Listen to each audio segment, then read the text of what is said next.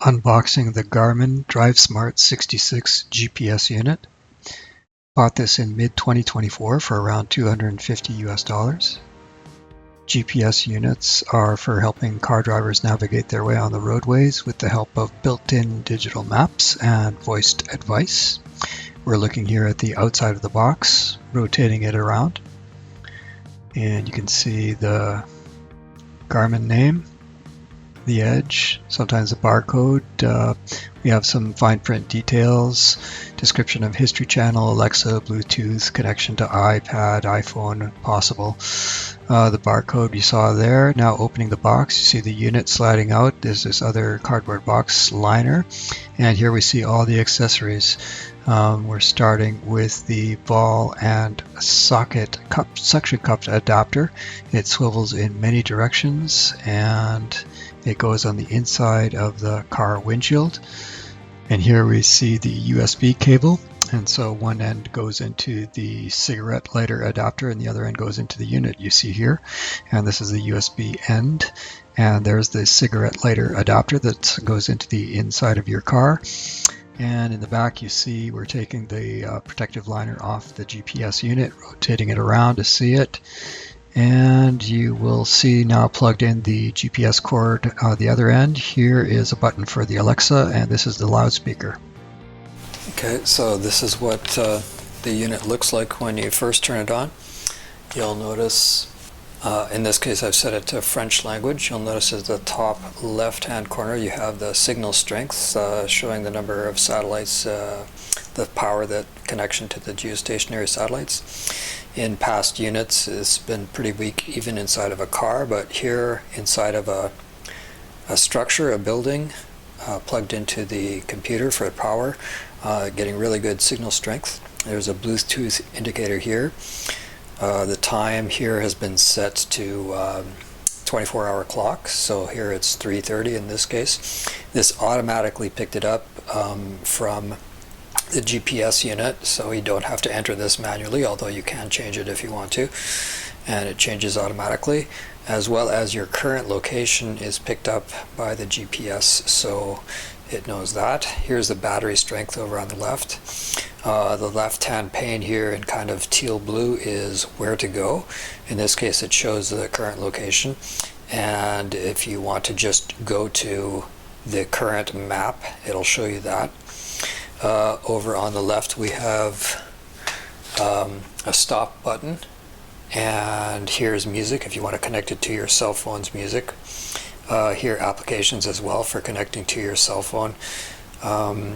Here's the volume control for when the speaker speaks, and it guides you step by step on your journey so that volume can be controlled and up or down. Here are the parameters and settings, and so you just touch the gear wheel to change that. You can't use the stylus if you try to push this with a pen, or if you use a pencil or something like that, it won't change, so it's finger touch sensitive only. And here is showing what the volume looks like, so it gives a little click every time you push a button, and then it shows here the volume that you can adjust up or down. And now we go backward, it clicks again, it goes back to the main menu. And here in parameters we have a whole bunch of things. So this is all in French, but it's the same thing in your English menu or whatever language you choose. And so you can get updates to your map here. You have finishing the configuration, so you can hook it up to your computer and do certain things. You can connect to a wireless network here. This is réseau sans fil in French, and then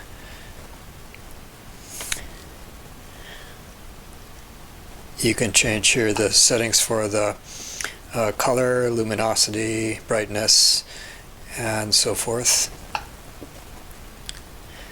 If it's hooked up to your cell phone, you can pick up traffic information.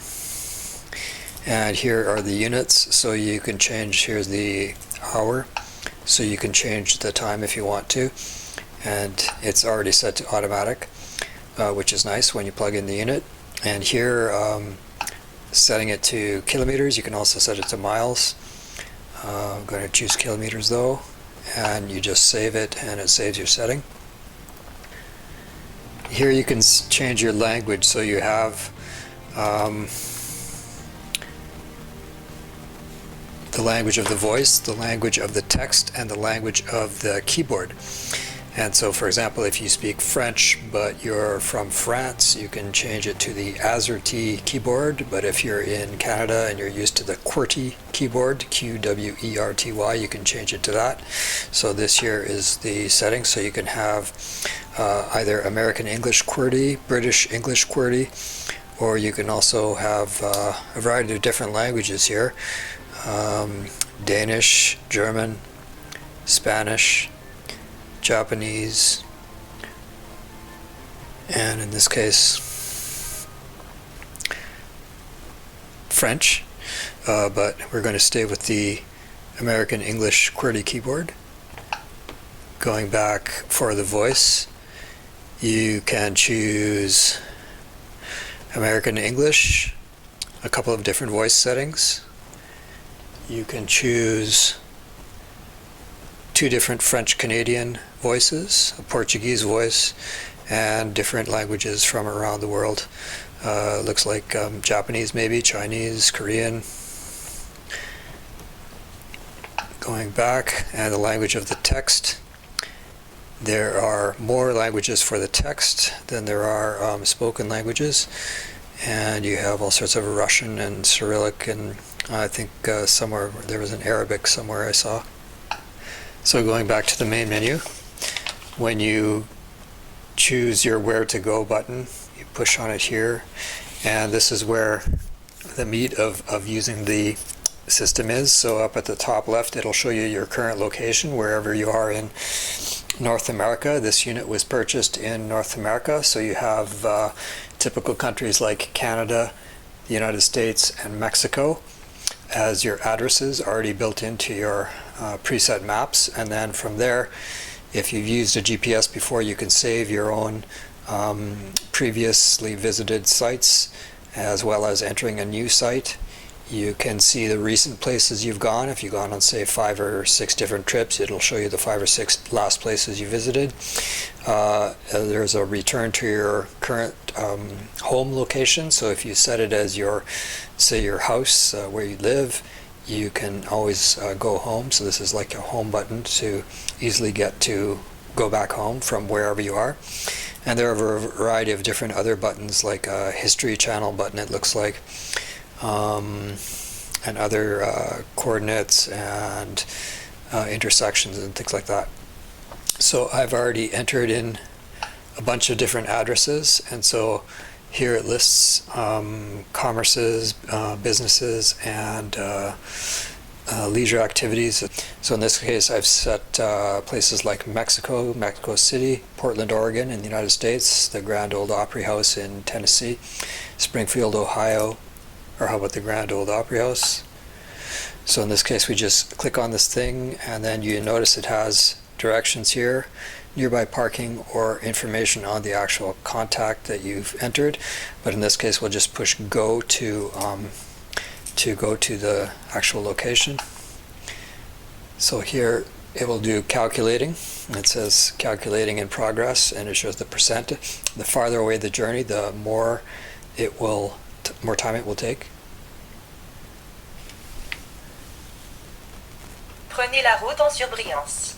This nice map here, this button right here, shows you both the kind of wide view of your map, of your journey. So all around the United States, wherever you're going, it will show you the trace in purple, as well as the flag to indicate the end of the journey. Here I've set the GPS unit to point always to the north. That's my preference that I like. If you want to go back and modify the name of the contact, so I want to change it to my Portland, Oregon. So I push on the Portland, Oregon, but in this case you have to do a little bit of searching, and so found out that if you push the I key right here, it will give you information on your contact, on your address listing. And then from there you push on this kind of bar listing on the top left hand corner, push on that, and you have a choice of either deleting the address entry You can modify it or you can share it. In this case, we're going to pick the middle one, which is modify. So I now go to modify and I change the name. So this here at the top in French is name, Portland, Oregon. So I want to change this up here, and so here is a text bar you can type into with the keyboard at the bottom, and you can change the name of the contact. And so if you manually push as far left as you can go, the cursor will be there. One of the disadvantages of these Garmin units is that they tend not to allow you to go to the leftmost character, so you always have to kind of backtrack and enter it in later. If you push this top X here, it deletes everything in the search bar, so you don't want to do that. Rather, you want to change the kind of backspace key, this other X that's right here with the arrow. And I'm going to enter in the word my, M-Y. I'm going to put in space, and then I'm going to put in P and O, because we lost it when we backspaced before over here. So now it says my Portland, Oregon. And now I push here terminated or finished if you're in English, as well as another terminated or finished. And now it says my Portland, Oregon over here in the current search that's ready to go. And we'll notice that my Portland, Oregon is now listed here. And so we've successfully made the changes to that particular address entry. One of the downsides is that there's no pedestrian mode to these this particular Garmin unit.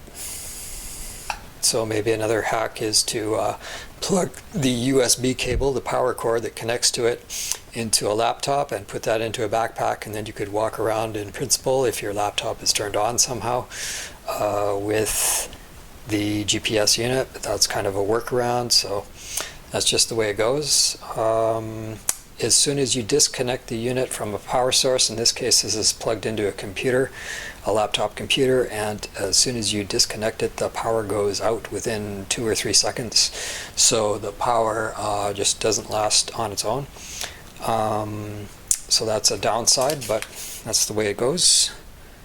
So one of the nice features is that you have a nice wide screen, you have nice wide letters. This is a 6-inch screen. If you want to search for something, you'll notice that the buttons are larger because the screen is larger, the buttons are larger. So this is a better feature than what you had in a smaller unit. If you're used to a smaller Garmin unit, you would have correspondingly smaller touchscreen buttons. We go around, we see it's almost a three-dimensional feel to it when you go around, like, because the Earth is curved and is a sphere, so the farther you go to the left, it kind of curves around as you move the screen around. In this case, we'll go to the Grand Ole Opry House in Tennessee, Nashville, Tennessee in the United States. Notre destination, Grand Ole Opry House. So it's calculating here, 30%, 38, and so forth, with a little flag at the end. Now we'll go to New York, New York. So to show the entire destination, and then toggle back. We touch the screen and toggle back. And finally we'll select Mexico, Mexico City, and it would go all the way down to Mexico from wherever you are in the United States. Zoom in on Mexico City. These are the paper cards and pages included inside the box, and there's a bare bones accessories guide, some safety advice, and a getting started card fold out. So I'll enter into the search bar garmin.com/manuals/Drivesmart 6676.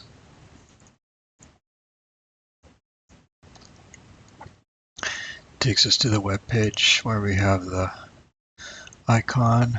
Go to owner's manual, and it brings up the owner's manual, and we'll just do the getting started. So device overview, and here, if you click on the plus icon, you get to this. Number 1 is a voice button. Press to activate the Amazon Alexa voice feature so you can link it by Bluetooth to your smartphone. Number 2 is microphones for voice features and hands-free calling, located at the top of the unit. Number 3 is the power button. Press to turn on or off. So you can hardly see it, but it's right here. 3. Number 4 is the USB power and data port, which is located right here. And you plug that adapter cord into here. And number 5 is the map and data memory card slot. This is probably not going to be used by most users, but it's here and available if you want to expand memory. And you have all the topics. This can be downloaded as both a PDF or you can go through the individual pages here. So this shows the adapter cord shown earlier in the video. We've got number 1 is a 3.5 millimeter stereo audio output jack, connects to the input of the vehicle stereo, so your car's stereo or your truck or whatever, using a 3.5 millimeter cable, not included, and that's to be used only when Bluetooth is not enabled for audio. There's the power cable here, number 2. Number 3 is a USB charging port, a 2.4A USB charging port. And number 4 is a 2.4A USB charging port and charges a Garmin Drivesmart device, connected phone, media device, or compatible accessory. So 3 is for the accessories and 4 is the blue colored USB jack, and it's for the actual Garmin device. So Garmin goes here in 4, and in number 3 goes USB charging for other devices.